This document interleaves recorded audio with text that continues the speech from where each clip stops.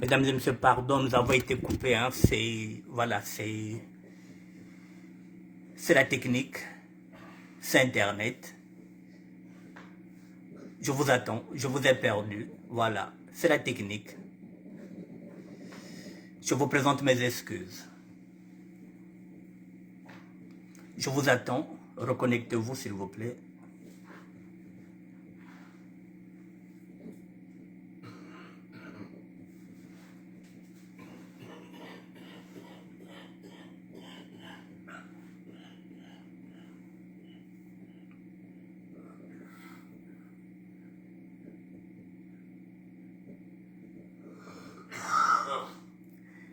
Mesdames et messieurs, je vous attends. Nous avons été coupés. Problème technique.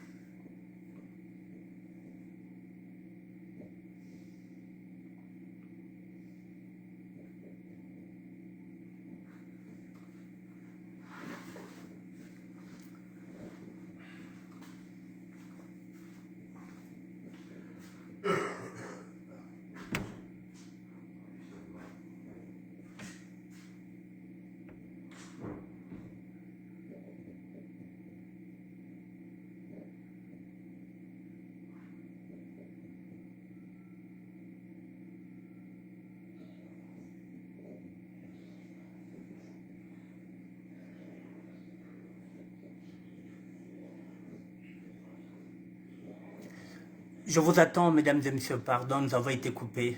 Je vous attends.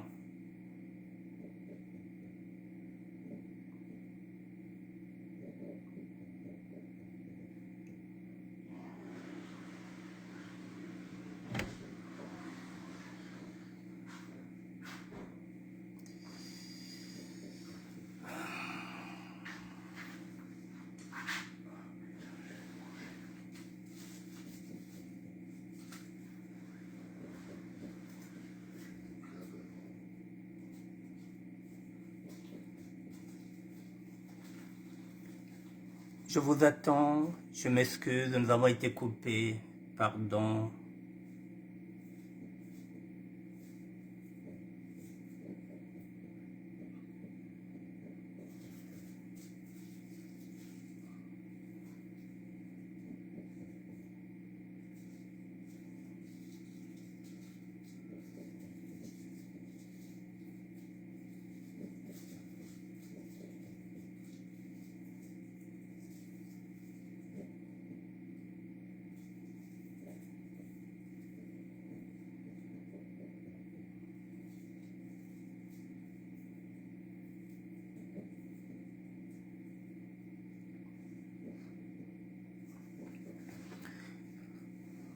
Voilà, mesdames et messieurs, pardon, nous avons été coupés. Je vous attends 2 petites minutes. Nous allons repartir à 19h05.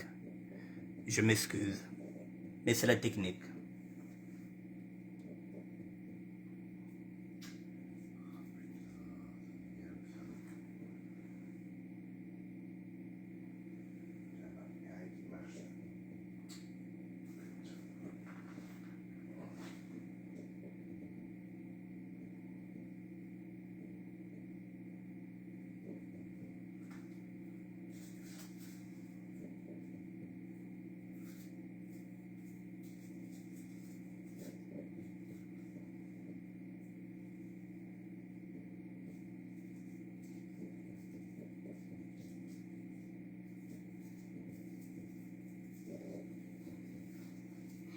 Bon, ok, on peut repartir, il n'y a pas de problème.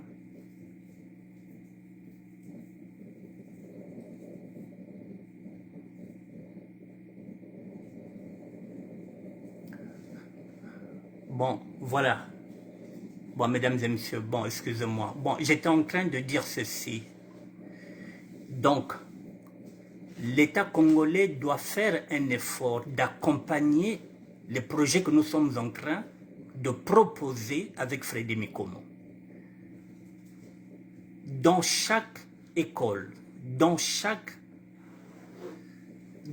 établissement, Il faudrait que l'État congolais nous octroie un bâtiment où nous allons installer nos matériaux.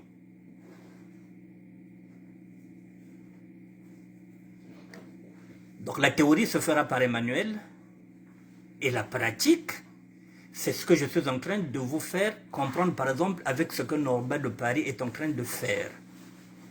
Donc, imaginez un seul instant qu'il aille passer, par exemple, ses vacances. Il pourra aller prodiguer des conseils à ces jeunes qui sont à l'école. Norbert de Paris, dans une classe primaire, qui prend une journée pour venir partager son savoir avec les élèves. Ça passera mieux que les élèves, par exemple, qu'ils voient un homme d'État ou bien un homme d'église. Nous sommes avant tout des citoyens. La SAP doit prendre ses responsabilités. Oui. Pourquoi les sapeurs n'ouvrent pas une école de la SAP? Nous n'avons pas l'argent pour ouvrir des écoles de la SAP, mais nous allons profiter avec les écoles qui sont là déjà, les écoles publiques, pour que l'État nous aide à ce que nous puissions mettre un manuel de SAP, un manuel de formation à tous les enfants. Ce manuel-là ne sera pas payant. Il faut que tous les enfants soient accessibles à ce manuel. Ça, c'est la théorie. Et la pratique, c'est ce que nous disons. Et je vous donne encore un autre exemple de la pratique. Je vous ai présenté un maçon.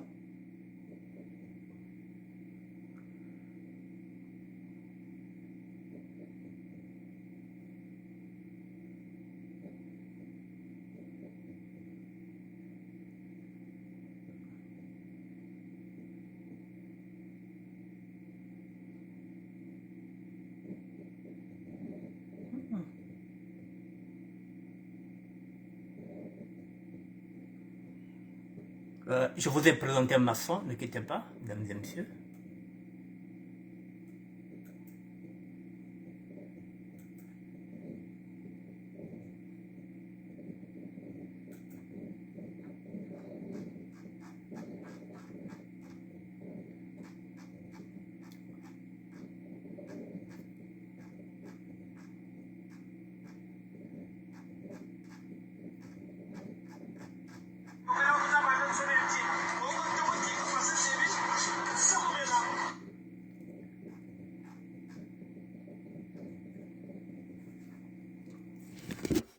Je vous ai présenté un maçon, la théorie et la pratique. Là,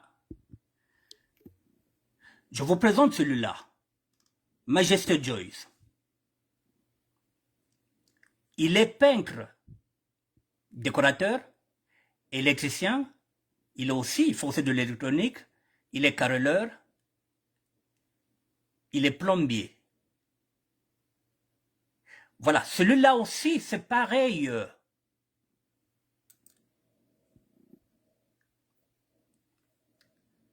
De la pratique, là, j'ai pas le son. Voilà. De la théorie, nous passons maintenant à la pratique. Mais pour que l'enfant puisse comprendre tout ça, il lui faut un manuel. C'est là où je fais appel aux intellectuels, d'écrire un manuel. La théorie, c'est le manuel, pour que l'enfant comprenne, et la pratique, elle est là. Et le jour où Majesté ira, par exemple, à Pointe-Noire, s'il se retrouve à côté de l'école, il ira dispenser ces cours-là. Il prendra de son temps pour aller expliquer aux enfants comment on fait de la peinture, comment on fait du carrelage, comment on fait de l'électricité, comment on fait de la plomberie. Il est aussi à la fois aussi soudeur. Mais dans une école publique, de la théorie, nous passons maintenant à la pratique. Et tout ça, ce sont des sapeurs qui ont des métiers. Et ces métiers-là qu'ils font ici, pourquoi on ne peut pas les apprendre? aux enfants depuis l'école primaire.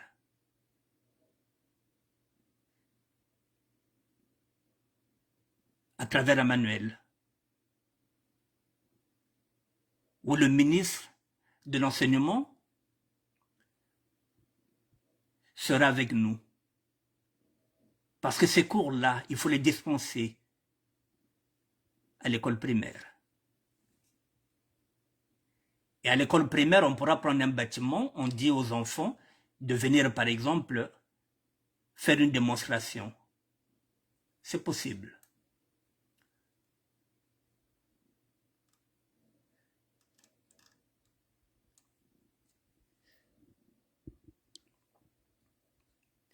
Donc, mesdames et messieurs, oui, ne quittez pas.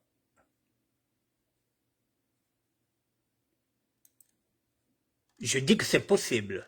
Nous pouvons enseigner, mais sauf que on ne peut pas, nous, on n'a pas la possibilité et on n'a pas l'argent.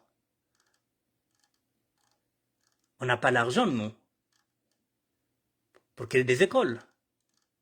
Mais par contre, si l'État joue son rôle, oui, on peut apporter notre savoir. On peut apporter notre savoir. Je reviens encore sur ce que nous pouvons faire.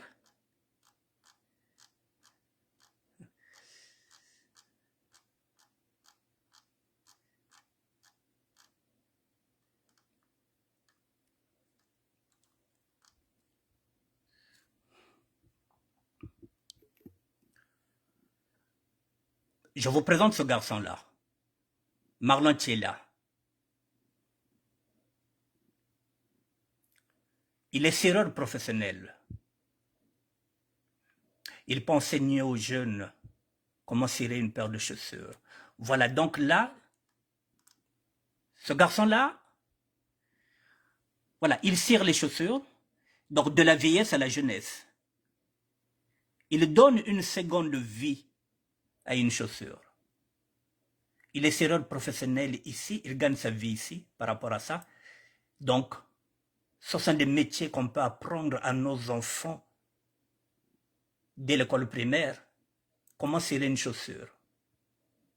Il n'y a pas de ce métier, mesdames et messieurs. Permettez. Il est cireur professionnel celui-là. Il peut donner des cours. De la théorie, là nous sommes dans la pratique. Voici ce qu'ils ont fait. Des vieilles chaussures qui leur redonnent une seconde vie. Voici. Marantela, voici son travail.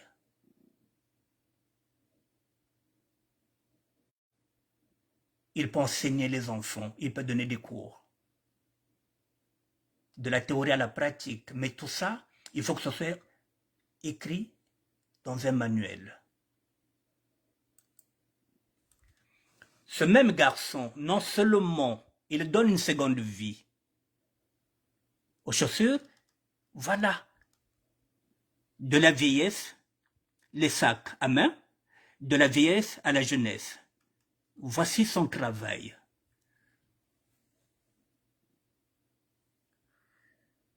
Ça fait partie des formations.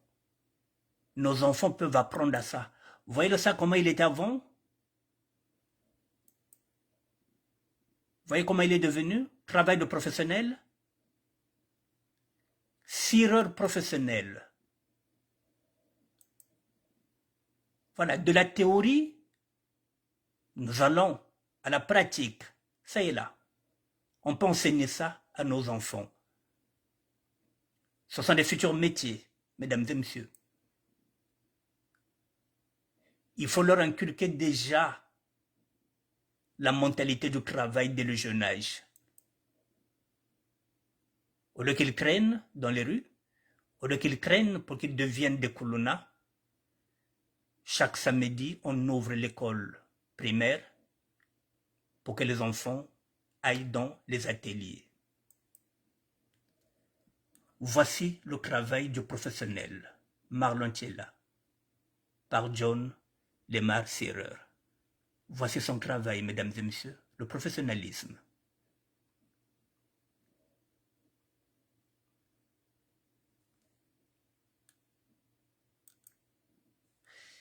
Là encore, mesdames, on ne peut pas ouvrir une école.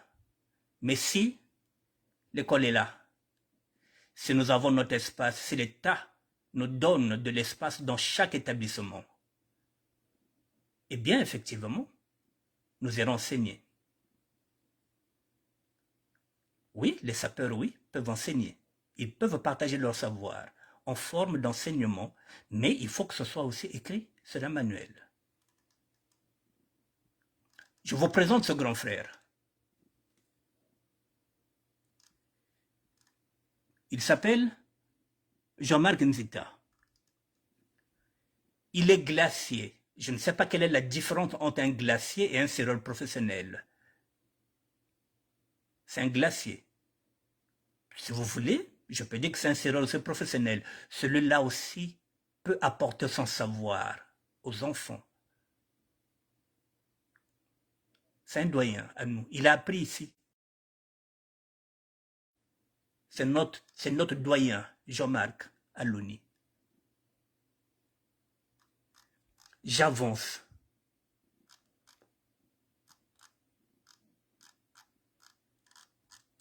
J'avance en même temps que vous. Après Jean-Marc, celui-là, mesdames et messieurs, c'est un couturier. J'ai l'habitude de parler de lui. Il s'appelle Dino Belle Couture. Et alors, s'il y a un manuel, il peut expliquer aux jeunes comment confectionner un costume.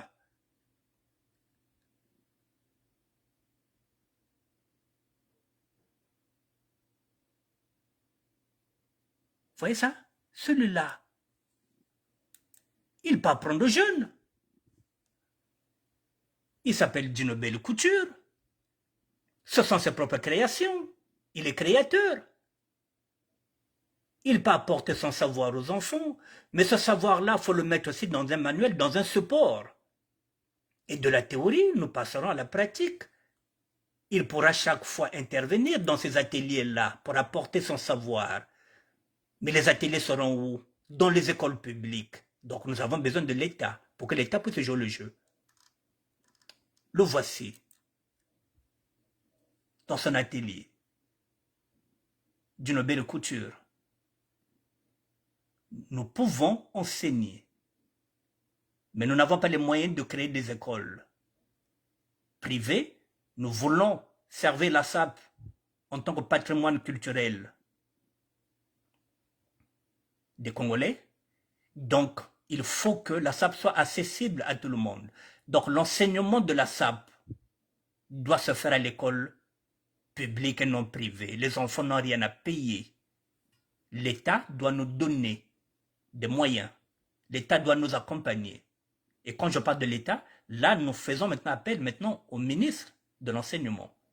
C'est lui qui nous ouvrira les portes des écoles primaires, qui nous donnera des espaces pour qu'on mette les ateliers à l'intérieur. De la théorie qu'on passe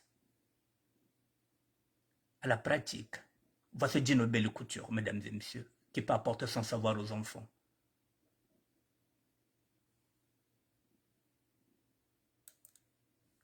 Je laisse Dino Belli et j'avance. Voici encore un qui peut nous apporter son savoir, celui qui parle souvent de la SAP économique, qu'on ne présente plus. Le bachelor. Il peut nous apporter son savoir. Il peut apporter ses connaissances aux enfants. Mais il faut donner les moyens. Nous ne les avons pas. Je fais toujours appel à l'État. Parce que la SAP est publique. La SAP, c'est le patrimoine culturel de tous les Congolais. Donc l'État doit investir dans la SAP.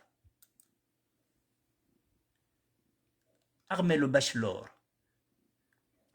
Je reviens sur celle-là, parce que nous avons aussi des femmes qui peuvent apporter quelque chose en plus. Elle s'appelle Arlène Peleka et je la surnomme la Grace Jones congolaise. Elle peut apporter un plus, cette dame-là, mesdames et messieurs.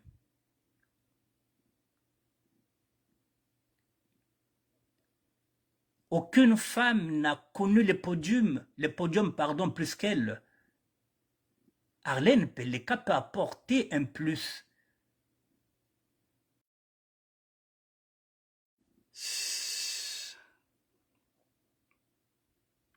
Mesdames et messieurs, j'ai des petits soucis. Je ne comprends pas.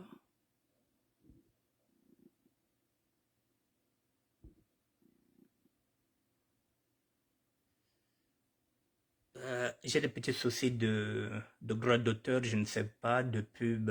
Bon, on va aller comme ça. J'ai pas le choix. Si ça coupe, désactiver, il faut les désactiver ici.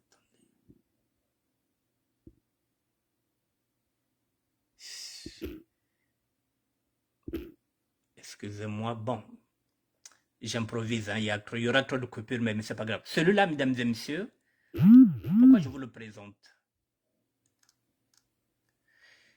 Il s'appelle Tease, le naze de base.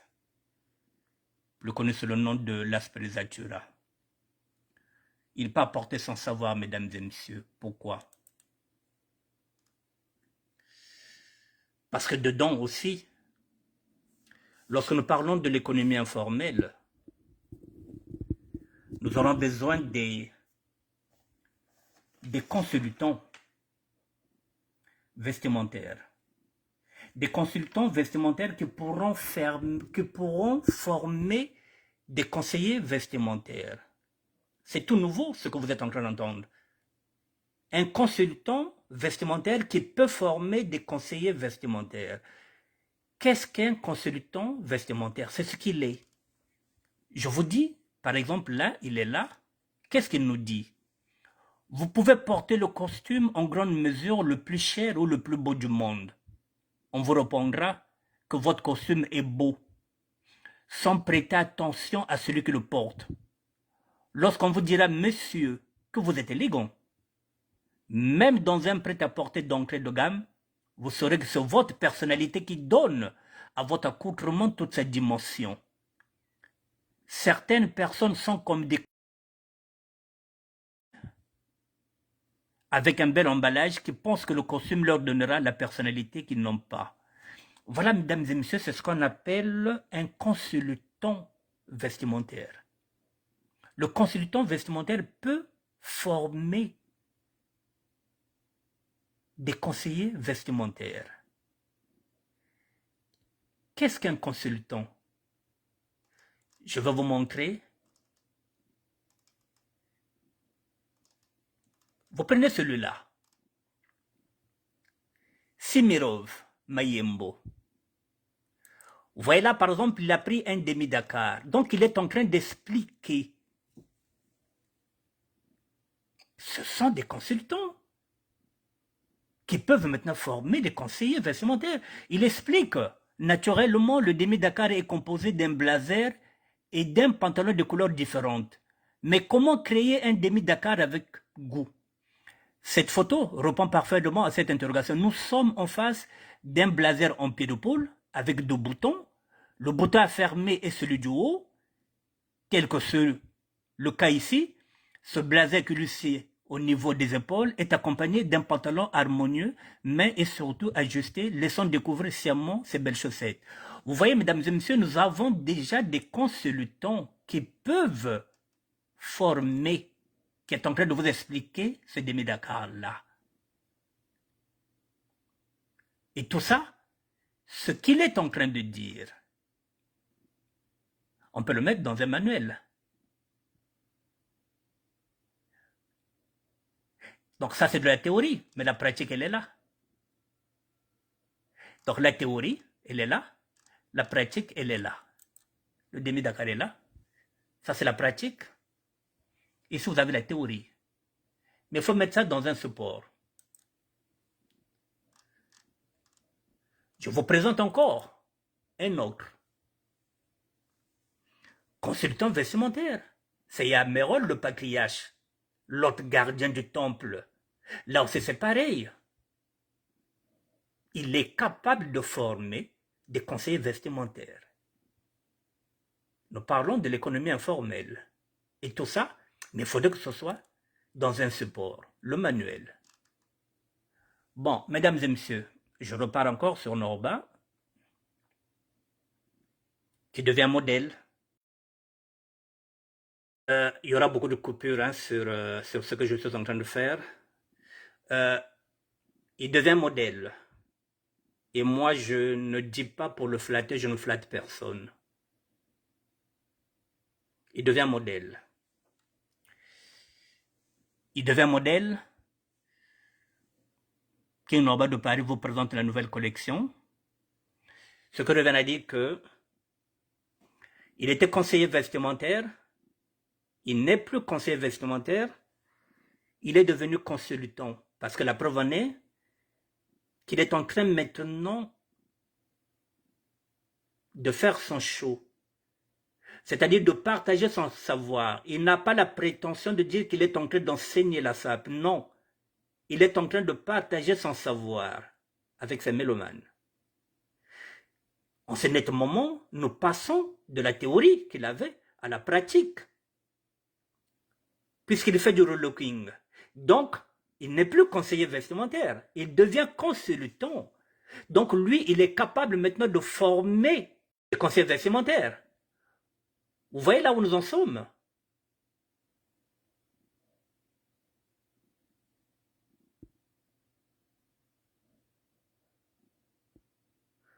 Vous voyez là où nous en sommes, mesdames et messieurs? Je n'ai pas mis le son.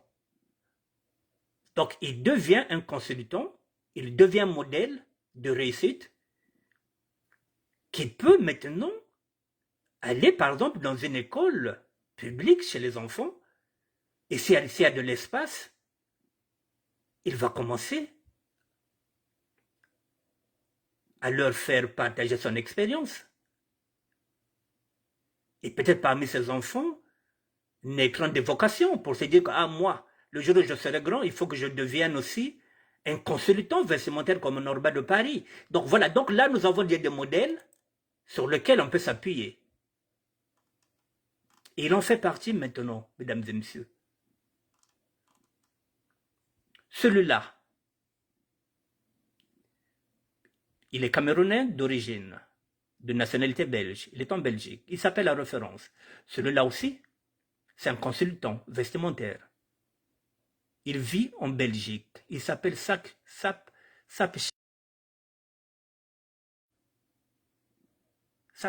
Kizito. Mesdames et messieurs, il est là. La référence belge. Il est là. Consultant vestimentaire. Capable d'enseigner. Il peut apporter son savoir, que ce soit au Cameroun, partout. S'il y a des écoles, il peut apporter. Parce que ce que je suis en train de dire, ça n'engage pas seulement que le Congo. Partout où nous sommes, les sapeurs maintenant, à travers les écoles publiques, oui, ils peuvent apporter leur savoir. Je vous présente encore un deuxième. Celui-là aussi, il est camerounais, d'origine, mais de nationalité italienne, avec sa femme. Il s'appelle Saint John Agbor Tabi. Celui-là aussi, c'est pareil. Il est consultant vestimentaire, donc il est capable maintenant de former des conseillers vestimentaires. Il vit en Italie, à Vérone, d'origine camerounaise, capable d'apporter une touche dans la société camerounaise. Norba, que vous avez vu, celui-là, il s'appelle Doris Silver. Celui-là,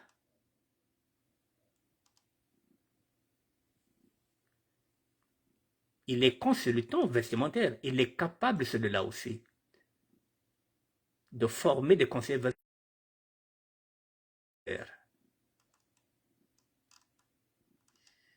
Celui-là aussi, c'est pareil.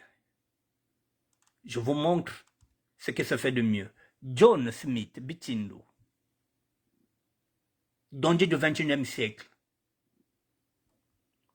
consultant vestimentaire, capable de former des conseillers vestimentaires.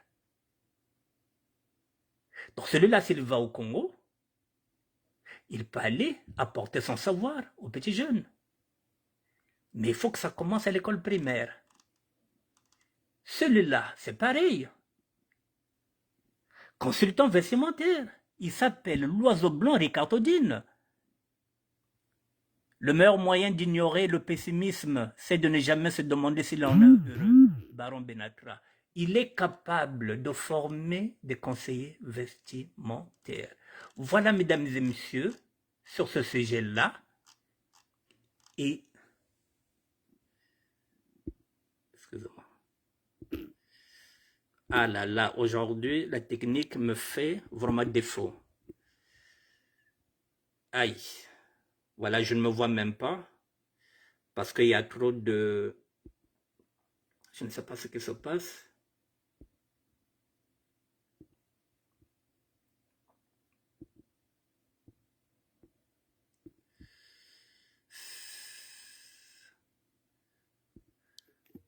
Bon, mesdames et messieurs, je vais tourner la caméra ici parce que de mon côté, la caméra ne marche pas. Et je ne sais même pas si nous avons... Si on arrive à s'entendre. Est-ce qu'on peut me faire signe si on m'entend ou pas? Oh là là.